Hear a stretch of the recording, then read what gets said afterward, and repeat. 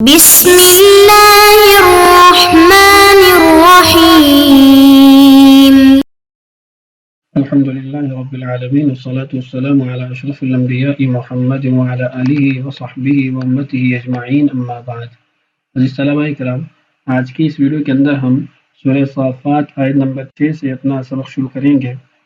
اللہ تعالیٰ ارشاد فرماتے ہیں: اعوذ باللہ من الشیطان الرجیم، بسم اللہ الرحمن الرحیم۔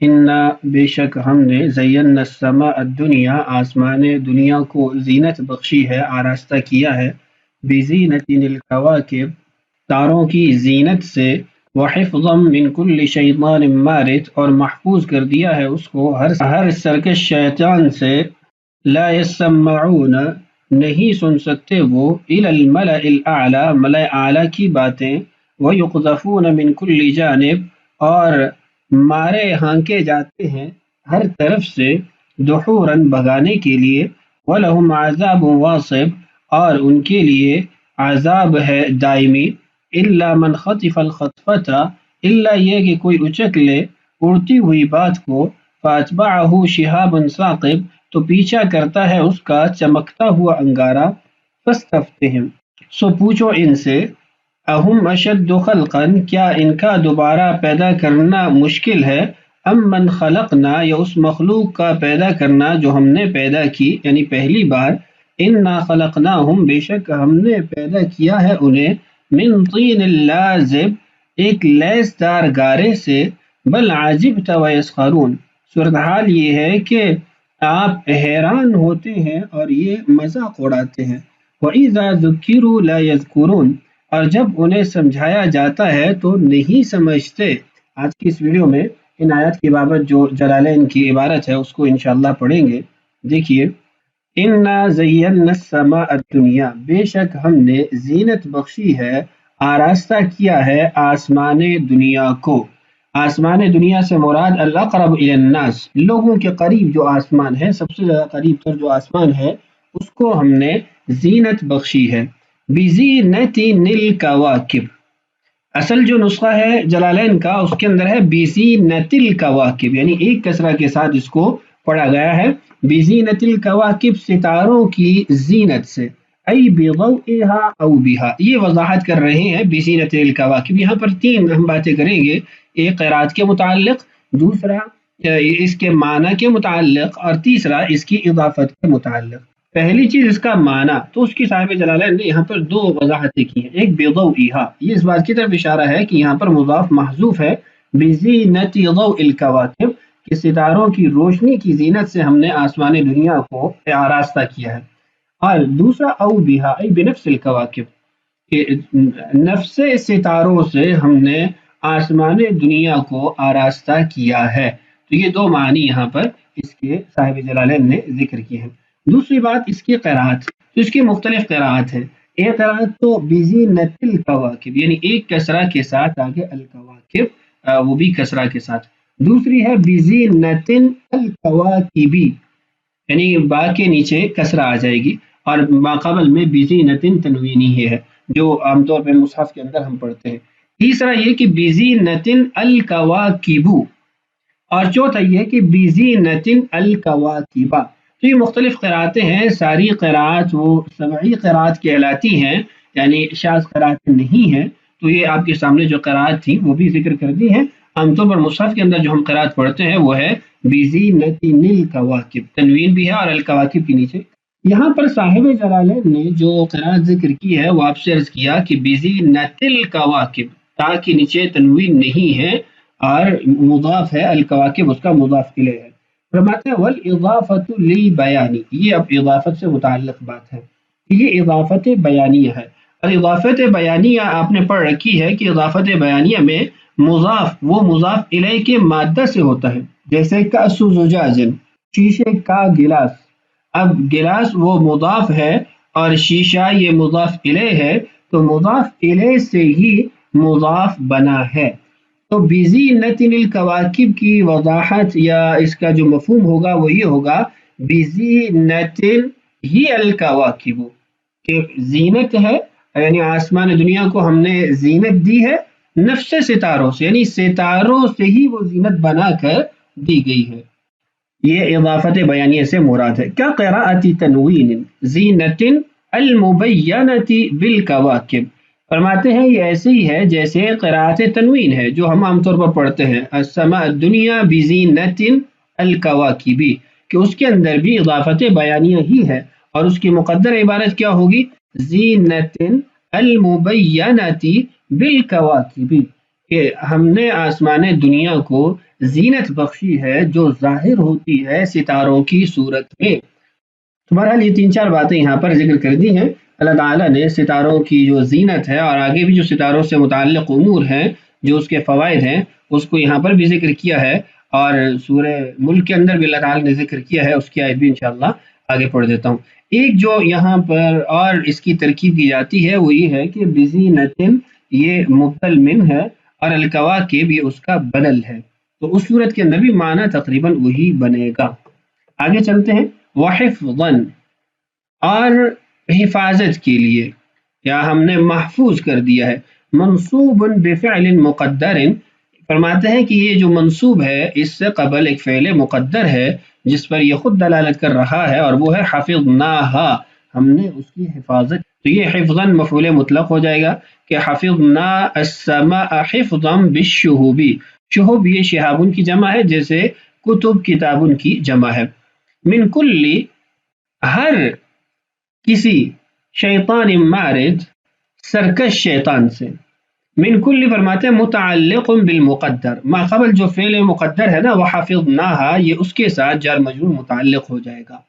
اس کے بعد کلی شیطان مارد، تو یہاں آپ دیکھیے کہ شیطان خود بھی نکرہ ہے، یعنی کلمہ نکرہ ہے، اور ما قبل کل بھی آ گیا ہے، تو یہ دو کلمات یہاں پر اکٹھے ہو گئے ہیں جو عمومیت کو بیان کر رہے ہیں.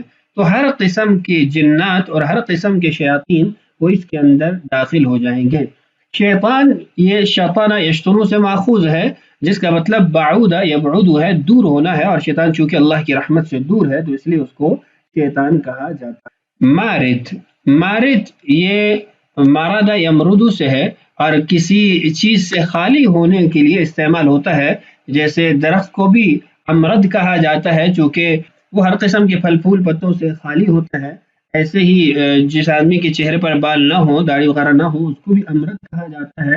تو شیطان کو مارد کہنے کی وجہ اس کے ہر درجے کے سرکش ہونے کی وجہ سے اور ہر خیر سے خالی ہونے کی وجہ سے کہا گیا.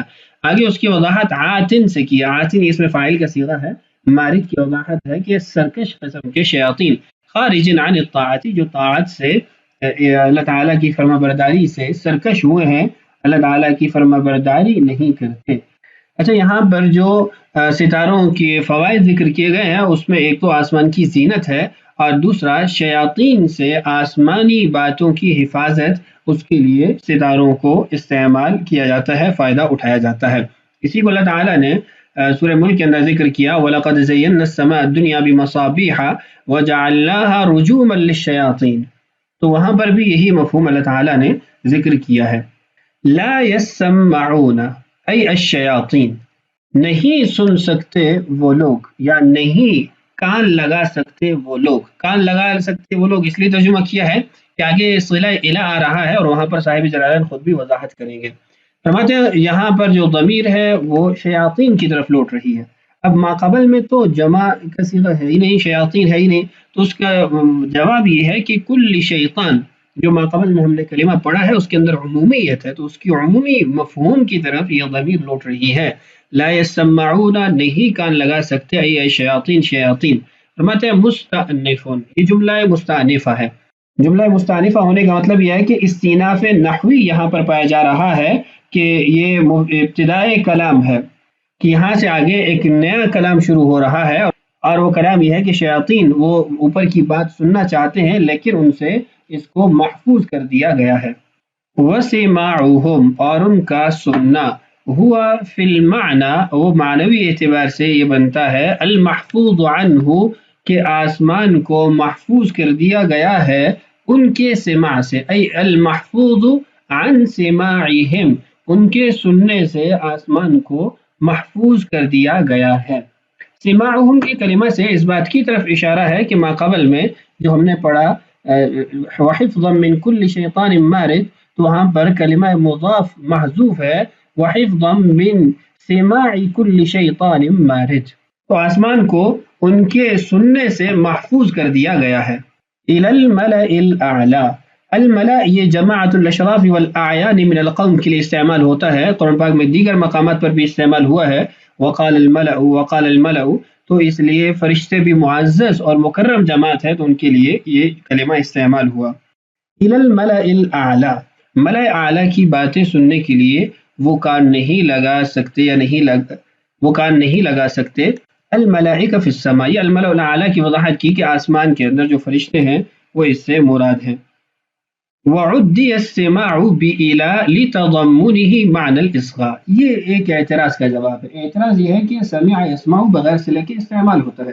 قد سمع اللہ قول التي تجادلك، تو وہاں پر آپ دیکھیں بغیر صلہ کے استعمال ہوا ہے، تو یہاں پر یہ صلہ کے ساتھ کیوں استعمال ہوا؟ تو اس کا جواب دیا لتضمنه معنى الإصغاء، اس لیے کہ یہاں پر اس کلمہ کے اندر اصغاء کا معنی بھی پایا جاتا ہے۔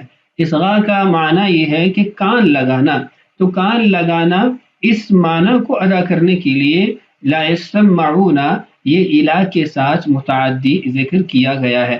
لا يسمعون کی آگے جو صرفی تحلیل ہے اس کو ذکر کیا ہے، وفی قراءت، اور قراءت کے مطابق بتشدید المیم والسین، یہ جو میں نے پہلے بھی کئی بار آپ کو بتایا ہے کہ ہمارا جو نسخہ ہے اس کے اندر تبدیلیاں کی گئی ہیں۔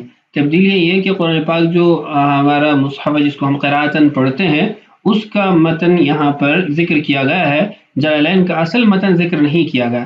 یہ آگے جو صاحب جلالین بات کر رہے ہیں یہ لا يسمعون سے متعلق بات کر رہے ہیں، ما قبل جو بات کی ہے وہ لا يسمعون سے متعلق بات کی ہے، یعنی یہاں پر لا يسمعون اصل نسخے میں نہیں ہے بلکہ لا يسمعون ہے، تو اس کو آگے ذکر کیا کہ وفی قراءت، ایک قراءت کے اندر بتشدید المیم والسین لا يسمعون بھی ہے، اصلہ اس کا اصل یعنی لا يسمعون کی اصل یہ ہے کہ یتسمعون، ادغمت التاء فی السین، تا کا سین کے اندر ادغام کیا گیا تو لا يسمعون بن گیا۔ یہ مستقل اس نسخے کے اندر غلطی ہے کہ صاحب جلالین کے نسخے سے ہٹ کے یہاں پر قرآن پاک جو ہم عام طور پر تلاوت کرتے ہیں اس کا متن تفسیر کے اندر رکھ دیا گیا ہے، جس کی وجہ سے آگے تفسیر کی وضاحت جو ہے وہ پھر سمجھ میں نہیں آتی یا مکس ہو جاتی ہے قراءت کے اعتبار سے۔ بہرحال ابھی جو نیا نسخہ آیا ہے اس کے اندر یہ درست کر دیا گیا ہے، اب اصل جو جلالین کا نسخہ ہے اسی کے مطابق تمام تر عبارت ہے۔ وَيُقْذَفُونَ، اور ہانکائے جاتے ہیں یا مارے جاتے ہیں، ای شیاطین، نائب فاعل ذکر کیا کہ شیاطین وہ مارے جاتے ہیں بالشہب انگاروں کے ذریعے، من کل جانب ہر جانب سے، من آفاق السماء مراد یہ ہے کہ آسمان کی ہر جانب سے ان کی طرف یہ انگارے پھینکے جاتے ہیں جس سے ان کو نقصان پہنچتا ہے، آگے اس کا ذکر آ رہا ہے۔ دحوراً بھگانے کے لیے، فرماتے ہیں مصدر دحرہ ای طردہ ابعدہ وہو مفعول لہ، دحوراً یہ مصدر ہے دحرہ یدحر سے اور معنی ہے طردہ ابعدہ دور کرنے کے لیے، بھگانے کے لیے، وہو مفعول لہ اور یہ مفعول لہ واقع ہوا ہے، ای یقذفون لدحورہم کہ ان کو بھگانے کے لیے مارا جاتا ہے، اور اس کو آپ حال بھی بنا سکتے ہیں، یقذفون مدحورین، نائب فاعل سے یہ حال بن جائے گا کہ ان کو مارا جاتا ہے اس حال میں کہ وہ بھاگ رہے ہوتے ہیں یا ان کو بھگایا جا رہا ہوتا ہے، اور بعض کے نزدیک یہ مفعول مطلق بھی بن سکتا ہے، مفعول مطلق من غیر اللفظ، چونکہ قذف سے بھی آگے بھگانا ہی مقصود ہوتا ہے اور دحور سے بھی بھاگنے کا معنی ہی حاصل ہوتا ہے، اس کو مفعول مطلق من غیر اللفظ بھی بنا سکتے ہیں۔ وَلَهُمْ، اور ان کے لیے یعنی ان شیاطین کے لیے، فی الآخرتی آخرت کے اندر، عذاب واصب، آگے اس کی وضاحت واصب کی دائمون، دائمی عذاب تیار کر رکھا گیا ہے، الا من خطف الخطفۃ، البتہ اگر کوئی ان میں سے کوئی بات اچک لے، مصدر ای المرہ، فرماتے ہیں کہ مصدر مرہ ہے، یعنی عدد کو بیان کرنے کے لیے ہے کہ ان میں سے کوئی ایک بات بھی اٹھا لیتا ہے۔ آگے استثناء سے متعلق کلام موجود ہے، اس کو سمجھ لیتے ہیں۔ والاستثناء من ضمیر یسمعون، ما قبل میں جو صاحب جلالین کی متن کے مطابق یا قرات جو انہوں نے ذکر کی اس کے مطابق یسمعون، اور ہماری قرات جو ہم پڑھتے ہیں اس کے مطابق یسمعون، اس کے اندر جو ضمیر ہے اس سے استثناء ہو رہا ہے. ای لا يسمع الا الشیطان الذی سمع الکلمۃ من الملائکۃ، کہ وہ نہیں سن سکتے مگر وہ شیطان جو سن لے کوئی ایک آدھ کلمہ ملائکہ سے، فرشتوں سے. فاخذها بسرعۃ، تو وہ اس کو تیزی سے کلمہ کو پکڑ لے، اس کو حاصل کر لے. فاتبعه، تو اس کے پیچھے لگ جاتا ہے، شہاب ستارہ، کوكب مضیء، آگے مضیء ثاقب کی وضاحت ہو جائے گی کہ اس کے پیچھے ایک چمکتا ہوا ستارہ لگ جاتا ہے. ثاقب ویسے تو اس کا مطلب چمکتا ہوا ہے، اور اس کا ایک معنی وہ سوراخ کر دینا بھی ہے. یسقبہ، وہ اس کو چھید دیتا ہے، ہلاک کر دیتا ہے. او یحرقہ، یا اس کو جلا دیتا ہے. او یخبلہ، یا اس کو مخبوط الحواس بنا دیتا ہے. یعنی جب وہ آسمان سے کوئی بات چوری کرتا ہے تو اس کے بعد ایک ستارہ اس کا پیچھا کرتا ہے، وہ ستارہ اس میں سوراخ کر دیتا ہے، اس کو چھید دیتا ہے، یا اس کو جلا دیتا ہے، یا اس کی عقل کو تباہ کر دیتا ہے. یہاں خلاصتاً ایک بات ذکر کر دوں احادیث کی روشنی میں اور قرآن پاک کی دیگر آیات کی روشنی میں، کہ جو آسمان سے شیاطین بات سننے کی کوشش کرتے ہیں ان کی 3 قسمیں ہوتی ہیں. ایک قسم وہ ہوتی ہے جس کے لیے سماع ممکن ہی نہیں ہوتا، وہ نہیں سن سکتا. دوسری قسم وہ ہوتی ہے کہ جو سنتے ہیں لیکن سننے کے بعد ہلاک ہو جاتے ہیں شہاب ثاقب کے ذریعے. اور تیسری قسم وہ ہوتی ہے کہ جو سنتے ہیں اور بچ بھی جاتے ہیں. اب جب وہ بچ جاتے ہیں تو وہ آ کے کاہن کے کان میں اس کو کہتے ہیں، اور اس سے پہلے وہ 100 قسم کے جھوٹ اس میں ملا چکا ہوتا ہے. پھر کاہن آگے 100 قسم کے جھوٹ ملا کے لوگوں کو بتاتا ہے، تو یوں لوگوں تک پھر اکثر جھوٹ جو ہے وہ پہنچتا ہے. یہ سب اللہ تعالیٰ کی حکمت ہے، اللہ تعالیٰ کا ایک نظام ہے، اس کے مطابق آسمان سے وہ بات بھی کبھی کبھی لے آتے ہیں. تو یہاں تک آج کی اس ویڈیو میں ہم نے پڑھ لیا ہے. انشاءاللہ مزید اگلی ویڈیو میں اس کو چلاتے ہیں. اللہ تعالیٰ ہم سب کو قرآن پاک سے سچی محبت اور شوق نصیب فرمائے. اللہ تعالیٰ ہم سب کا حامی و ناصر ہو. السلام علیکم ورحمۃ اللہ وبرکاتہ.